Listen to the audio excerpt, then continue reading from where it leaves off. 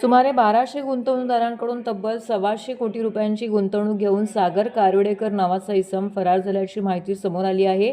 या प्रकरणामुळे ठाण्यामध्ये खळबळ उडाली असून आर्थिक गुन्हे शाखेकडून तपास सुरू आहे। मिळालेल्या माहितीनुसार ठाण्यामध्ये शेअर ट्रेडिंगचे प्रशिक्षण देणारे सचिन राणे आणि प्रीती राणे यांच्या ओळखीतील गुंतवणूकदारांना सागर कारवडेकर यांनी शेअर बाजारातून मोठ्या परताव्याचे आमिष दाखवलं। सुरुवातीला काही वर्षे त्यांनी गुंतवणूकदारांना चांगले परतावे दिल्यामुळे अनेकांनी मोठ्या रकमेची गुंतवणूक केली। मात्र गेल्या काही महिन्यांपासून परतावा देणं बंद करून तो संपर्काबाहेर गेला आहे। त्यामुळे गुंतवणूकदारांनी राणे कुटुंबियांना जाब विचारण्यास सुरुवात केली आहे। दरम्यान काही गुंतवणूकदारांनी पोलिसांमध्ये तक्रारी देखील दाखल केल्या आहेत। राणे यांनी सर्व कागदपत्रे तपासासाठी पोलिसांकडे सुपूर्द केली आहेत, तर गुंतवणूकदारांनी संयम ठेवून फरार कारवडेकरांचा शोध घेण्यासाठी सहकार्य करावं असं आवाहन राणे यांनी केलं आहे।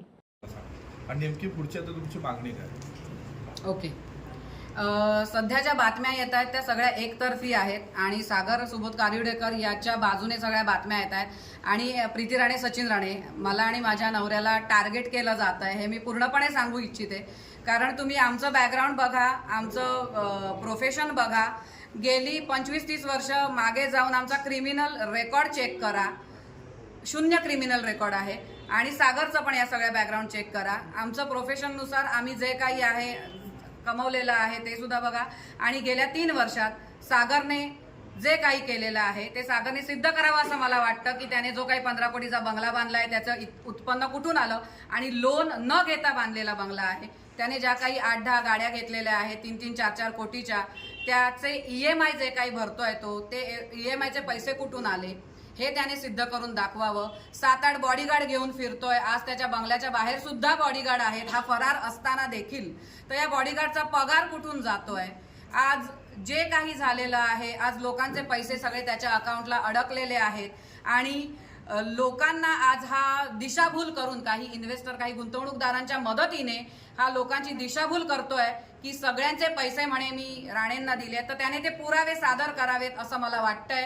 आणि एवढंच माझी मागणी आहे की लोकांनी जर आता काही चुकीचा डिसिजन घेतला, चुकीचा निर्णय घेतला, तर सागर तुम्ही एकमेव कारणीभूत असाल। आज जर कोणी आत्महत्या करायचा विचार केला, आज जर कोणी स्वतःला संपवायचा विचार केला, आज जर चुकीचा काही निर्णय घेतला, तर सागर फक्त आणि फक्त तुम्ही जबाबदार असाल। सो कुठेही लपून न राहता, आज आम्ही कुठेही पळालेलो नाही आहोत, आमचे पासपोर्ट सुद्धा गुंतवणूकदारांकडे दिलेले आहेत, आम्ही सगळ्यांच्या संपर्कामध्ये आहोत, आमच्या स्वभावात किंवा रक्तातही नाहीये।